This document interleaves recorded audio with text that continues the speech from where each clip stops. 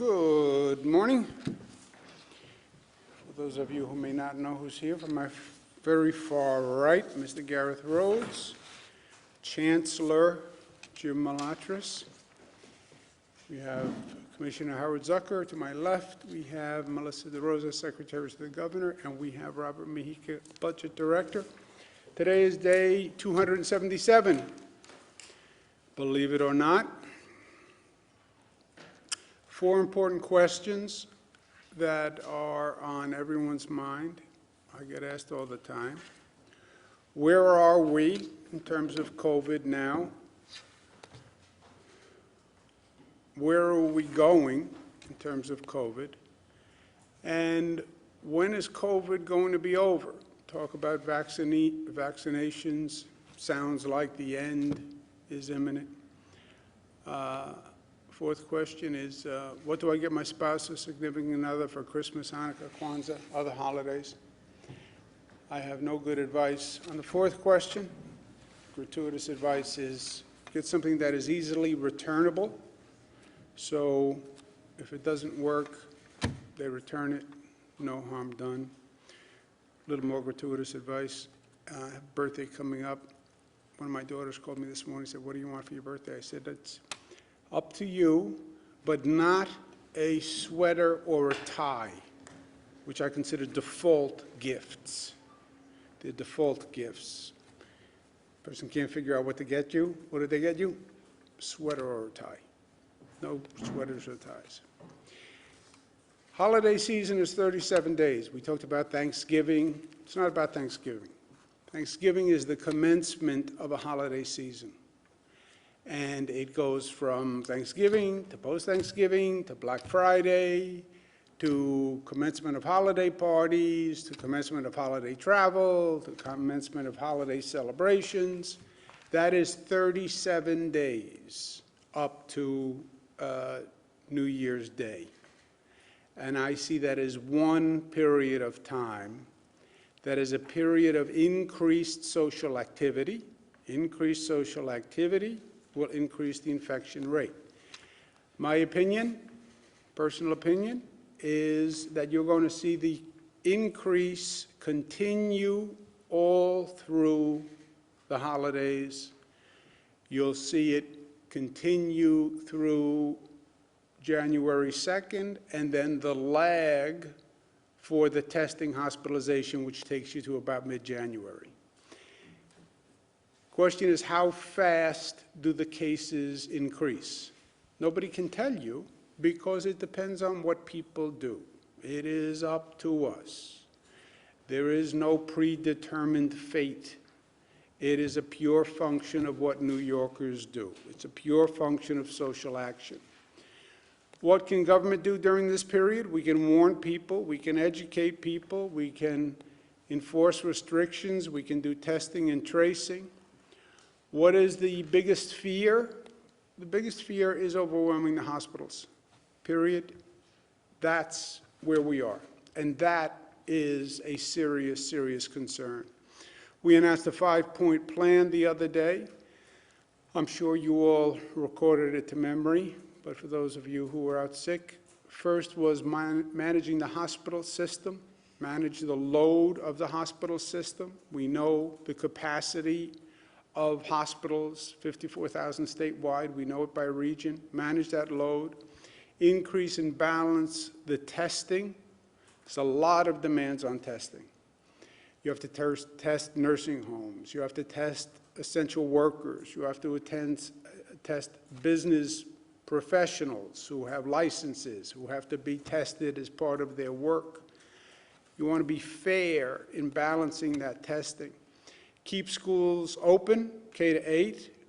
Positivity rate in schools is amazingly low and shows that the schools are much safer environments than the surrounding communities, both for the teachers and for the students. Small gatherings are now the #1 cause for spread, and that's new and that is different, and the public has to understand that. Fifth, get ready for the vaccine distribution. We hope for a flattening of the increase mid-January. We hope that the increase in social activity is through the holidays. After January 2nd, people settle down, the social activity slows down, the travel slows down, and the increase in the rate slows down. Okay, then what happens after January 2nd? We then turn to how effective is the vaccination program going to be? Because the vaccination program is really the end game here, right? And there are big questions on that. How fast is the vaccination program going to affect? How fair is the vaccination program? How inclusive is it? How many people partake in the vaccination? And how much does the federal government provide for a state to actually do the vaccine? And the percent of participation. You have a very high skepticism rate about this vaccine specifically. You have a high skepticism rate about vaccines in general. Remember what we went through with the measles vaccine, where you had a lot of parents who just did not want their children vaccinated for measles. There's a whole anti-vax movement of people who are skeptical about vaccines. On top of that, you have added skepticism about this vaccine. How long is the plateau? How long is the drop on the other side? Depends on the vaccine production and delivery schedule and the effectiveness of it. When do you get back to the normal economy? Experts will say you need 75 to 85% of the population vaccinated. That is a tremendously high percentage on every level. Administration of it and acceptance of it. There is a range of when the experts will say you can get to that point. Some say as soon as June. Some say not until September. Again, nobody knows because there are too many variables. It may also vary state to state, depending on how well that state does, and depending on the receptivity of that state's population. On the vaccines, we've spoken to the FDA. Dr. Hahn is the commissioner of the FDA. We have a New York panel. The New York panel will review the FDA's approval. Why? Because we know we have existing skepticism about the vaccine. Our panel did not create the skepticism. The skepticism existed, and that's why we created the review panel. Kaiser poll says 60% of Americans are skeptical about the vaccine approval process. Kaiser is not a political organization. Pew poll says about 50% of Americans are skeptical about the vaccine. That is very, very troubling. Because if people think the vaccine approval process was politicized, they're going to be less likely to take the vaccine. You saw the numbers we need to participate. You need 75, 80%. If you start with a public where 50% are skeptical about the vaccine, that's a major problem. To combat that problem, about 7 states said, I understand you're cynical and skeptical about this administration's approval process. We'll set up a New York panel, California panel, to review the approval to help build confidence and to counter that existing cynicism, right? It's not that the states' panels created the cynicism created the states' panels. The FDA and this administration created the cynicism. What happened on hydroxychloroquine created the cynicism. The overt political influence that this administration has shown repeatedly that has been imposed on public health officials created the cynicism. So it is real, and it exists, and every poll has said the same thing. We've also spoken to CDC, Dr. Robert Redfield. We communicated to him, and I believe he understands, this has to be an inclusive process. The Black, brown, and poor community has paid the highest price for COVID. Why? Because it exposed an inherent discrimination in our healthcare system. They live in communities with less access to health care. They had a higher level of pre-existing conditions. Blacks died at twice the rate of whites. Browns died at 1.5 times the rate of whites. COVID testing was at a lower level in the Black, brown, and poor community.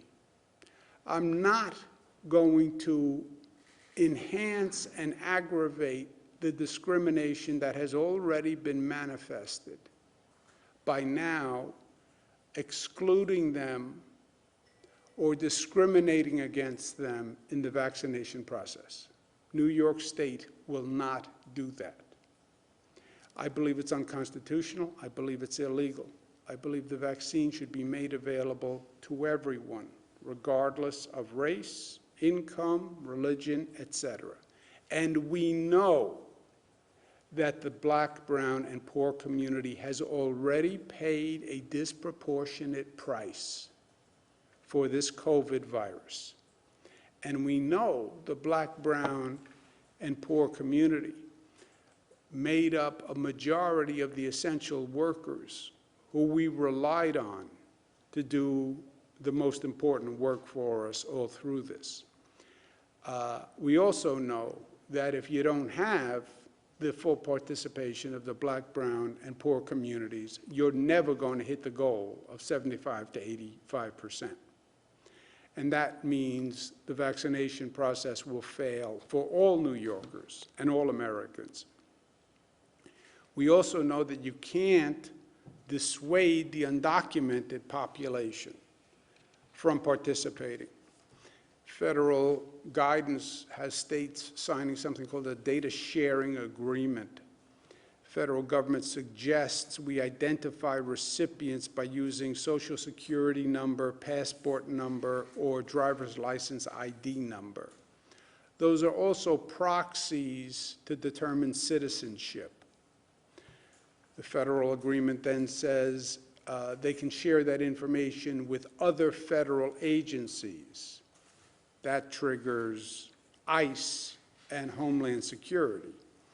We have lived this fight in New York with the Trusted Traveler Program and the driver's license program, where we know they were trying to get our list to have ICE use it for enforcement actions.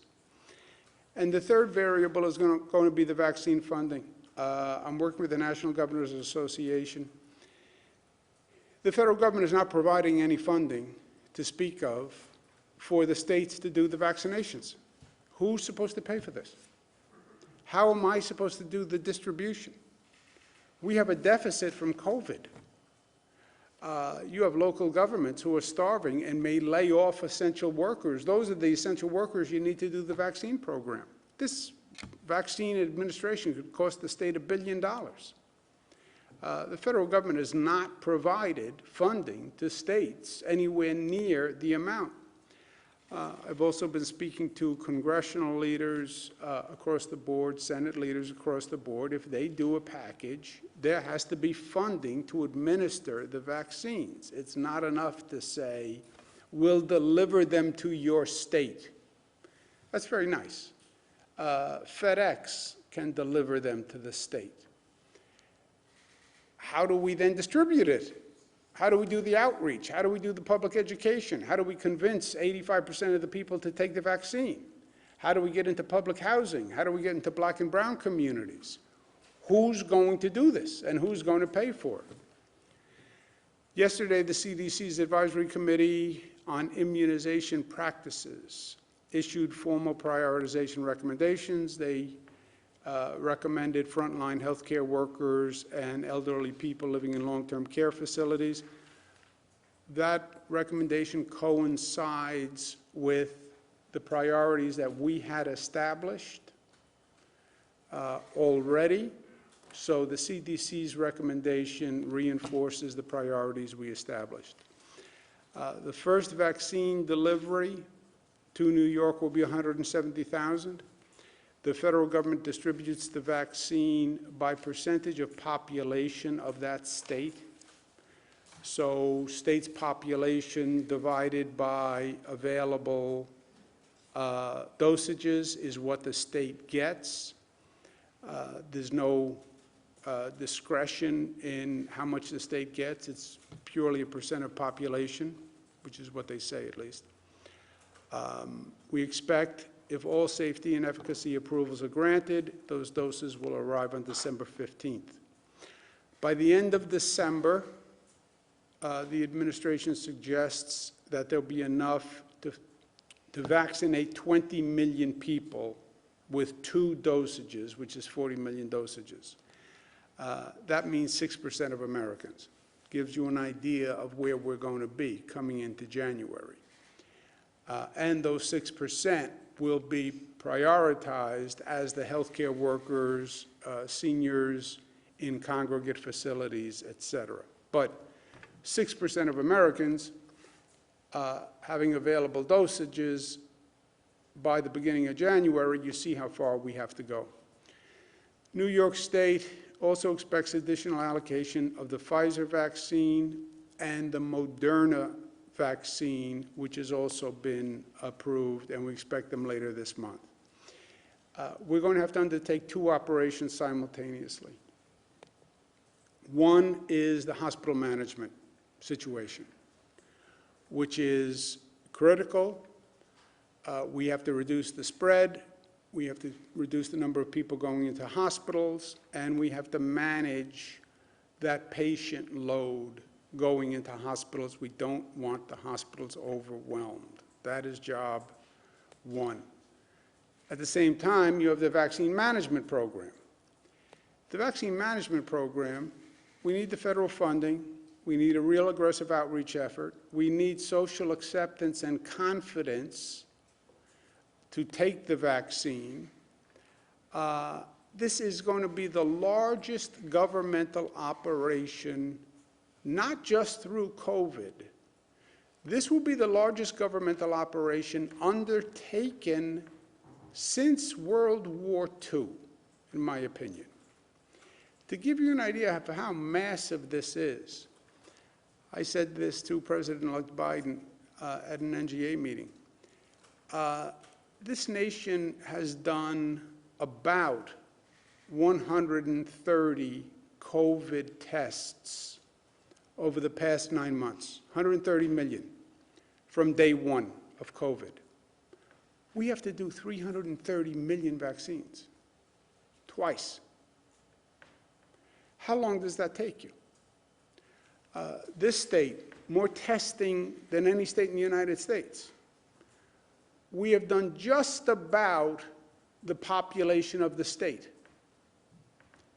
doing everything we could.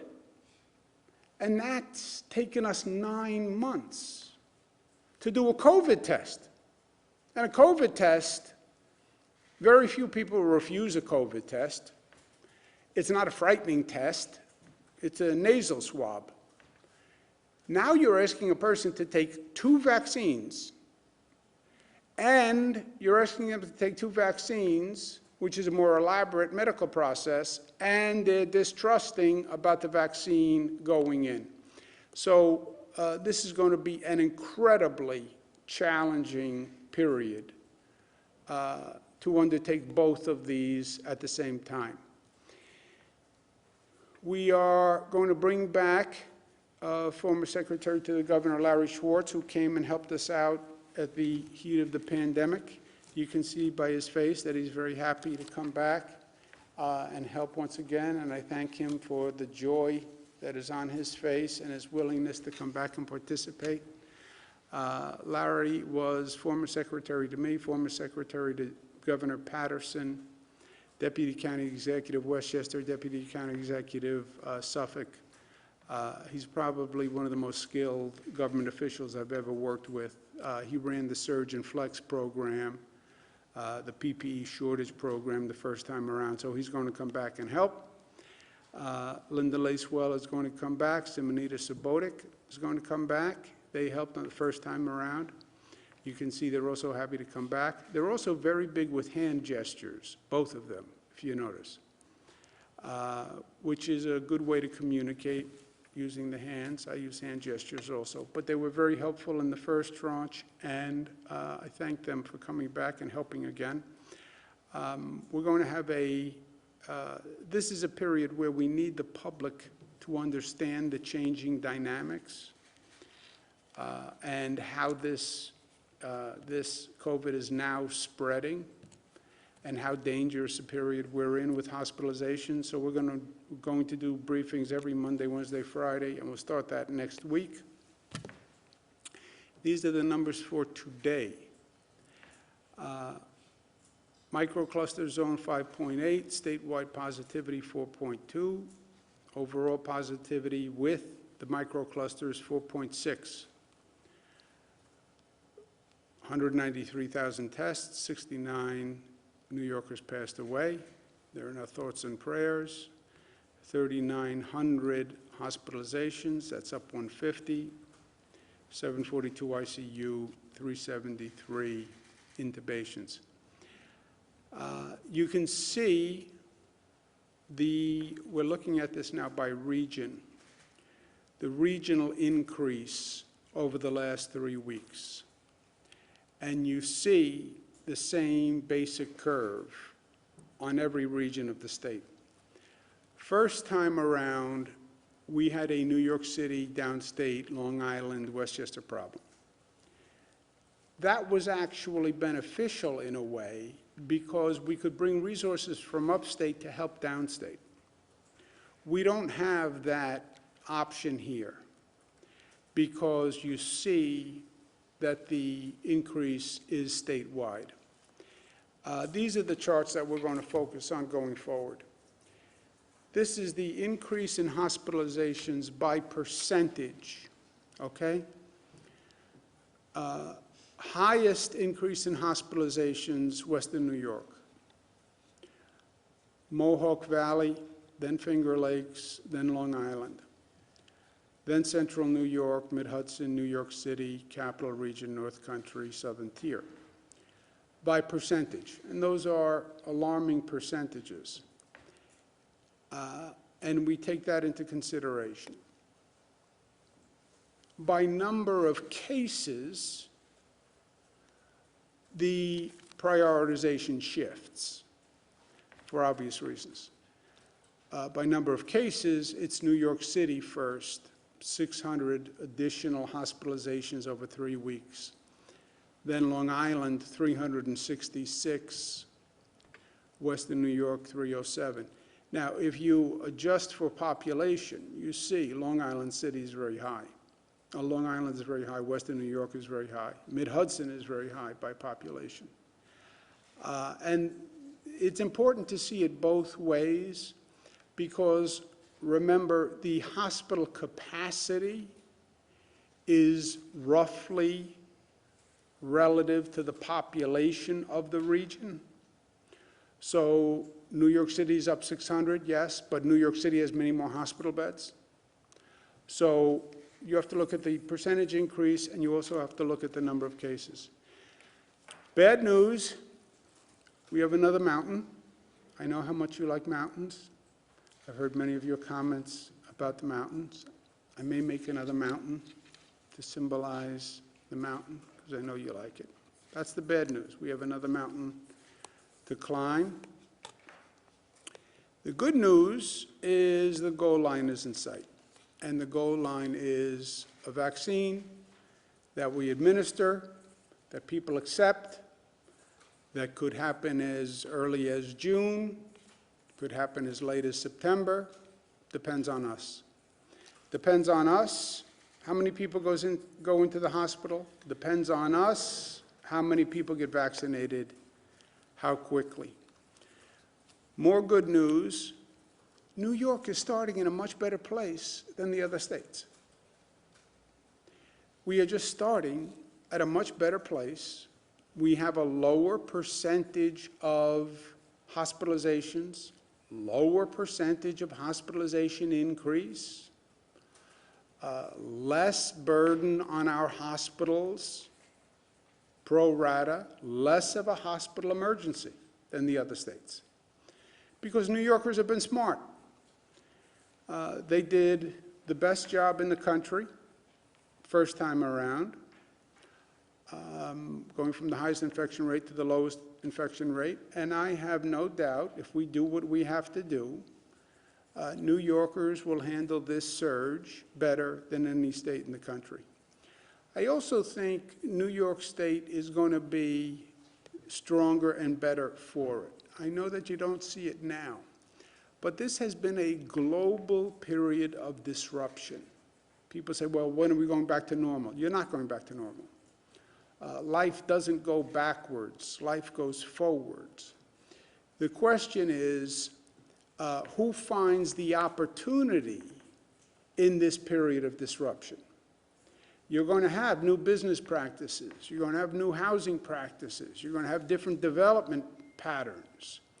There is opportunity for the entrepreneurial economy and entrepreneurial government that seizes those changes. And that's what New York will do, because New Yorkers are tough, smart, united, disciplined, and loving. Questions? Oh, I'm sorry, before we do questions.